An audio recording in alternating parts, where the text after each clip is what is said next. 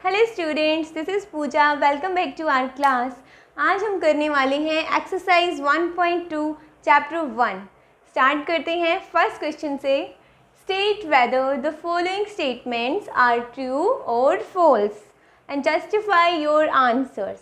हमें बताना है कि जो स्टेटमेंट दी है ये ट्रू है या फॉल्स है, और ऐसा है अगर ट्रू है या फॉल्स है जो भी है तो उसका जस्टिफाई करो, जस्टिफिकेशन दो, रीज़न दो कि ऐसा क्यों है। First part, every irrational number is a real number. अब हमें बताना है कि क्या सारे इरेशनल नंबर रियल नंबर होते हैं, क्या ऐसा है। तो हमें पता है कि रियल नंबर्स क्या होते हैं। देखो हमने पहले भी किया था, real number is a set of rational number plus irrational number, है ना। तो ये क्या हो गया, ट्रू हो गया कि सारे ही इरेशनल नंबर रियल नंबर होते हैं। सारे इरेशनल नंबर रियल नंबर होंगे क्योंकि रियल नंबर तो सेट ही है रैशनल प्लस इरेशनल का, है ना। So we can write in the answer that true,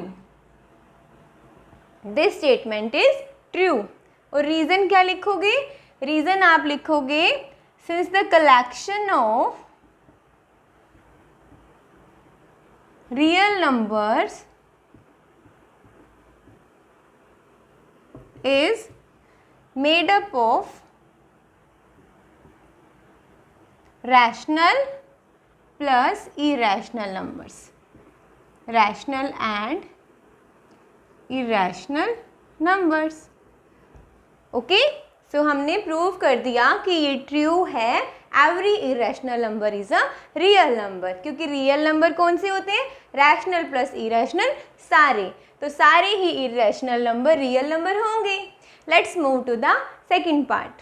so the statement of second part is given, every point on the number line is of the form root m where m is a natural number। हमें बताना है कि क्या number line पर सारे ही point, जितने भी point हैं वो रूट m की फॉर्म में होंगे जहाँ m एक नेचुरल नंबर होगा। तो क्या ये सही है, नो, दिस इज फॉल्स। अब ये फॉल्स क्यों है, इसका जस्टिफिकेशन देते हैं। देखो हमने रूट m को यहाँ पर एक बार को m को हमने 3 ले लिया, ठीक है।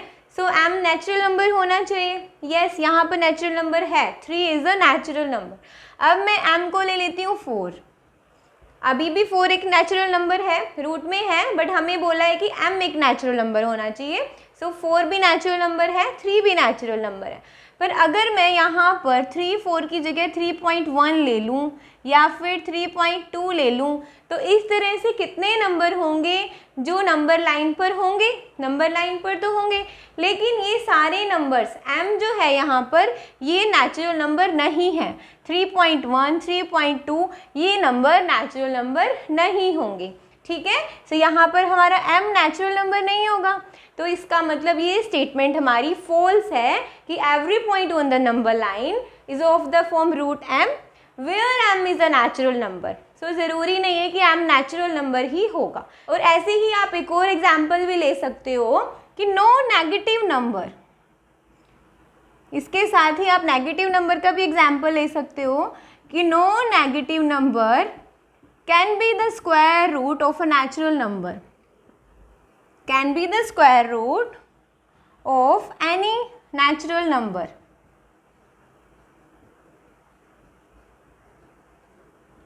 ठीक है, जैसे मैं यहाँ पर नेगेटिव वाले के लिए एक और एग्जाम्पल है हमारा ये, इसमें अगर मैं यहाँ पर रूट में m को -7 लिख दूँ, ठीक है, तो जो -7 है ये तो हमारा नेचुरल नंबर नहीं होता, है ना, क्योंकि जो -7 है ये तो एक नेगेटिव नंबर है, तो ये नेचुरल नंबर नहीं होगा, ये कॉम्प्लेक्स नंबर हो जाएगा जो आप अभी आगे पढ़ेंगे। तो ये भी लिख सकते हो आप कि no negative number can be the square root of any natural number. So the statement is false. So this is done, let's move to the third part. So the statement of third part is given, every real number is an irrational number. हमें बोला कि सारे ही real number irrational number होते हैं, ऐसा तो नहीं होता। क्यों नहीं होता, देखो रियल नंबर जो है, real number is a set of rational plus irrational number, real में तो रैशनल भी आते हैं हमारे पास और इरेशनल भी आते हैं, ठीक है, because it is a set of rational plus irrational. तो क्या सारे ही रियल नंबर इरेशनल होंगे? ये तो नहीं होगा, क्योंकि रियल में रैशनल भी आएंगे। So this statement is false. आप लिख दोगे दिस स्टेटमेंट इज फॉल्स। क्यों फॉल्स है, इसका एक एग्जाम्पल दे दो। एग्जाम्पल के लिए लिख लो आप, फॉर एन एग्जाम्पल आप कोई भी ले लो, 2 ले लो। The number 2 is a real number, 2 is a real number but it is not an irrational number. It is not an irrational number, क्योंकि irrational number कौन से होते हैं? रूट वाले नंबर। रूट वाले नंबर irrational होते हैं, रूट के साथ साथ वो वाले भी जो यहाँ पर परफेक्ट स्क्वायर नंबर नहीं होते, ठीक है।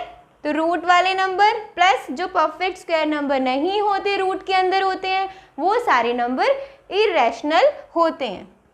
Okay, so we can say the statement is false because 2 is a real number but this is not an irrational number.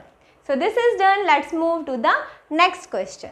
So the statement of question number 2 is given, are the square roots of all positive integers irrational? कि सारे ही positive integers का square root कर दें तो वो irrational होंगे। If not, give an example of the square root of a number that is a rational number. ठीक है, हमें बोला कि क्या सारे ही पॉजिटिव इंटीजर का स्क्वायर रूट इरेशनल होगा। हम कुछ स्क्वायर रूट वाले नंबर ले लेते हैं, जैसे 2 ले लो आप, √4 ले लो, √9, इस तरह के हमने 3 नंबर्स ले लिए। अब देखो हम √2 के लिए देखते हैं। √2 तो एक इरेशनल नंबर है, हमें पता है कि √2 इज़ एन इरेशनल नंबर, तो इसके लिए तो ये ठीक है। लेकिन अगर हम √4 लेते हैं, यहाँ पर देखो √4 को तो हम 2 भी लिख सकते हैं क्योंकि 4 एक परफेक्ट स्क्वायर नंबर है। और 2 को हम क्या लिख सकते हैं, 2/1, और 2/1 तो किसकी फॉर्म आ गई, P/Q की फॉर्म आ गई, जहाँ पर Q जो है वो हमारा डजंट इक्वल टू 0 है। ठीक है, √4 क्या हो सकता है, 2, और 2 को हम P/Q की फॉर्म में भी लिख सकते हैं। तो ये तो किसकी डेफिनेशन होती है, रैशनल नंबर्स की। This is the definition of a rational number. मतलब क्या हुआ कि हमने 4 जो एक पॉजिटिव इंटीजर है उसको लिया, उसका स्क्वायर रूट लिया, तो ये इसका आंसर एक रैशनल नंबर आ गया। मतलब √4 is equal to 2 where 2 is a rational number, है ना। तो एक पॉजिटिव इंटीजर का स्क्वायर रूट तो क्या आ गया, रैशनल नंबर। बट हमें तो बोला था कि ऑल पॉजिटिव इंटीजर्स का स्क्वायर रूट इरेशनल होगा, तो ये स्टेटमेंट तो रॉन्ग प्रूव हो गई। तो आप आंसर में लिख सकते हो नो। एग्जाम्पल दे दो आप कोई, फॉर एग्जाम्पल आप कोई भी एग्जाम्पल दे सकते हो √4 का, या फिर √9 को आप क्या लिख सकते हो, 3, क्योंकि 9 एक परफेक्ट स्क्वायर नंबर है। So for example you can write √9 is equal to 3 where 3 is a rational number, 3 is a rational number. Okay, so this is done. Let's move to the next question. So the statement of question number 3 is given, show how √5 can be represented on the number line. हमें √5 को number line पर represent करना है, ठीक है। और √5 कौन सा नंबर होता है, इरेशनल नंबर। तो इरेशनल नंबर को जब हमें नंबर लाइन पे रिप्रेजेंट करना है तो उसके लिए हमें एक थ्योरम आनी चाहिए, जो कौन सी होती है, Pythagoras theorem. So by Pythagoras theorem we can say कि there is a right angle triangle. Pythagoras theorem में हमारे पास एक राइट एंगल ट्राइंगल होती है। राइट एंगल है तो 1 एंगल 90 डिग्री का होगा, और एंगल की ऑपोजिट वाली साइड को हम बोलते हैं hypotenuse, and this is base, और ये होता है हमारा परपेंडिकुलर। ठीक है, बेस, परपेंडिकुलर एंड हाइपोटेन्यूस। और इसके अंदर हमारा फॉर्मूला क्या लगता है कि in a right angle triangle in a right angle triangle, we can say hypotenuse square, h square is equal to base square plus perpendicular square. ये हमारी थ्योरम है, h square is equal to B square plus P square. So अब हम क्या कर सकते हैं, हम यहाँ से स्क्वायर को स्क्वायर रूट बना देते हैं राइट साइड में ले जाके. ठीक है, तो क्या आ गया, h is equal to under root of B square plus P square. Okay, तो अभी हम इसी को यूज़ करके अंडर रूट 5 को या किसी भी इरेशनल नंबर को नंबर लाइन पे रिप्रेजेंट कर सकते हैं.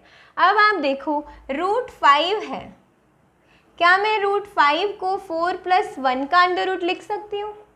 क्या किया, 5 को 4 + 1 लिख दिया है ना.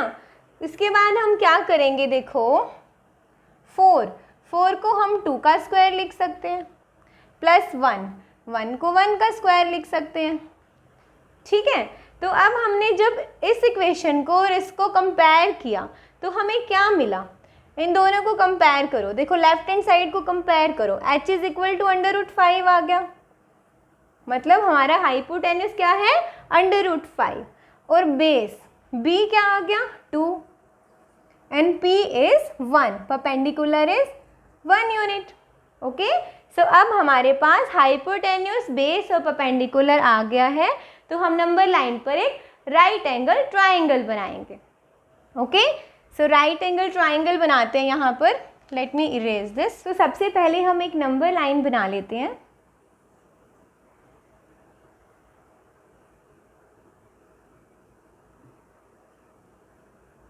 ठीक है, अब हमें अंडर रूट 5 को रिप्रेजेंट करना है. उसके लिए हमारा बेस कितना दिया हुआ है, देखो 2 यूनिट, बेस इज 2 यूनिट. तो आप 0 से लेकर के 2 तक का जो डिस्टेंस है इसको बेस ले लोगे. ठीक है, सो 0 से 2 ये है हमारा बेस. 0 इसको आप मान लो a point A, and this point is point B. Okay, so A B is equals to 2 units and this is our base. अब क्या करेंगे, अब पॉइंट बी के ऊपर एक परपेंडिकुलर ड्रॉ करेंगे, मतलब 90 डिग्री का एंगल बनाएंगे. ठीक है, आप एंगल 90 डिग्री का एंगल प्रोटेक्टर से भी बना सकते हो या फिर कंपास से भी बना सकते हो. कैसे बनाते हैं 90 डिग्री, कंपास को यहाँ रखो, इतनी रेडियस ले लो, कंपास को यहाँ रख के पेंसिल को यहाँ रख करके आप एक सेमी सर्कल लगा दोगे. ठीक है, अब सेम रेडियस से अब हम कंपास को यहाँ रखेंगे और 60 डिग्री की आर्क लगा देंगे. अब 60 डिग्री के एंगल पे रख करके हम कंपास से यहाँ पेंसिल से 120 डिग्री की आर्क लगा देंगे. अब यहाँ 60 डिग्री के एंगल पर रख करके आप एक आर्क यहाँ लगा दोगे, और अब आप 120 डिग्री के एंगल पे अपनी कंपास को रख करके एक आर्क यहाँ लगा दोगे. सो ये बन गया 90 डिग्री का एंगल. अब हम क्या करते हैं, इस पॉइंट को इस पॉइंट से ज्वाइन करेंगे. So let's join it. ठीक है, अब देखो हमारा परपेंडिकुलर बन गया. क्या किया, ए बी बेस लिया 2 यूनिट्स का, बेस इज 2 यूनिट्स, और बी के ऊपर एक परपेंडिकुलर मतलब कि 90 डिग्री का एंगल बना दिया. अब देखो, अभी जो बी, ये परपेंडिकुलर जो है ये 1 यूनिट का दिया हुआ है हमें. देखो P इज 1, सो इसको आप 1 यूनिट का ले लोगे. ठीक है, तो 1 यूनिट कितना है, मेज़र करो और यहाँ से आप 1 यूनिट का एक कट लगा दो. Okay, so this is 1 unit. ठीक है, अब आप क्या करोगे, let this point is C. ठीक है, अब आप A को, जो A है इसको C से ज्वाइन कर दो, जो हमारा हाइपोटेन्यूस होगा. Let's join it. ठीक है, so AC is the hypotenuse, और हाइपोटेन्यूस तो कितना है, under root 5, so this distance is under root 5. ठीक है, सो हमारा AC जो है ये अंडर रूट 5 आ गया. AB जो बेस था वो 2 यूनिट था, और परपेंडिकुलर जो था वो 1 यूनिट था, दैट इज BC. अब क्या करें, देखो अंडर रूट 5 तो हमें मिल गया, पर हमें तो अंडर रूट 5 को नंबर लाइन पे रिप्रेजेंट करना था. उसके लिए हम क्या करेंगे, उसके लिए आप मान लो A is the centre. Let A is equals to centre. A को आप सेंटर मान लो, एंड AC जो AC है, हाइपोटेन्यूस है, इसको मान लो radius, let AC is equals to radius. अब हम A को सेंटर मान के और AC को रेडियस मान के एक आर्क लगाएंगे नंबर लाइन पर। A is the centre and AC is the radius. Compass यहाँ रखोगे और पेंसिल को यहाँ रखोगे, इस तरीके से आप एक आर्क लगा दोगे इधर, ठीक है। सो A is the centre and AC is the radius and AC से आप एक आर्क यहाँ लगा दोगे इस तरीके से, ठीक है। और इस पॉइंट को आप नेम दे दो पॉइंट Q। नाउ AQ, जो A है और Q है, AQ दिस डिस्टेंस इज √5, ठीक है। तो ये √5 कैसे आई, देखो हमने AC को रेडियस लिया था जो कितनी थी √5, और AC √5 जो है वो AQ के इक्वल है, मतलब जो AC है वो इक्वल है AQ के। क्यों इक्वल है, देखो AC एंड AQ ये दोनों ही सेम सर्कल की रेडियस है, और वन सर्कल के अंदर कितनी भी रेडियस हो सारी ही बराबर होती हैं, है ना। सो AC भी रेडियस है उसी सर्कल की जिस सर्कल की रेडियस AQ है। अगर AC √5 है तो AQ भी क्या होगी √5। सो इस तरीके से आप √5 को नंबर लाइन पर रिप्रेजेंट कर सकते हो, ठीक है। हम एक बार रिवाइज कर लेते हैं क्या किया। सबसे पहले आपको किसी भी इरेशनल नंबर को नंबर लाइन पर रिप्रेजेंट करने के लिए पाइथागोरस थ्योरम लगानी है। पाइथागोरस थ्योरम में क्या होता है, 90 degree angle, hypotenuse, base and perpendicular, and hypotenuse is equal to √b² + p²। अब आपको दिया हुआ है √5 को हम √4 + 1 लिख सकते हैं। तो इस तरीके से हमारा ये हाइपोटेन्यूस, बेस एंड परपेंडिकुलर आ जाएगा। अब नंबर लाइन पर हम बेस लेंगे 2 यूनिट्स का, और पॉइंट जो 2 है हमारा वहाँ पर एक परपेंडिकुलर ड्रॉ कर देंगे, और परपेंडिकुलर को 1 यूनिट का कट कर लो। अब इस पॉइंट से इस पॉइंट को ज्वाइन कर दो जो हमारा होगा हाइपोटेन्यूस, ठीक है। और अब इसी हाइपोटेन्यूस को रेडियस मान लो और इस पॉइंट को सेंटर। अब इस सेंटर से और इस रेडियस से आप क्या करोगे, एक आर्क लगा दोगे नंबर लाइन पर, जो पॉइंट हमें मिलेगा। अब AQ ये जो होगा √5 होगा। सो this is done and this was the last question for exercise 1.2। Next video में एक्सरसाइज 1.3 लेकर आएंगे। अपकमिंग वीडियोस के लिए चैनल को सब्सक्राइब ज़रूर करें and thank you for watching. Bye bye.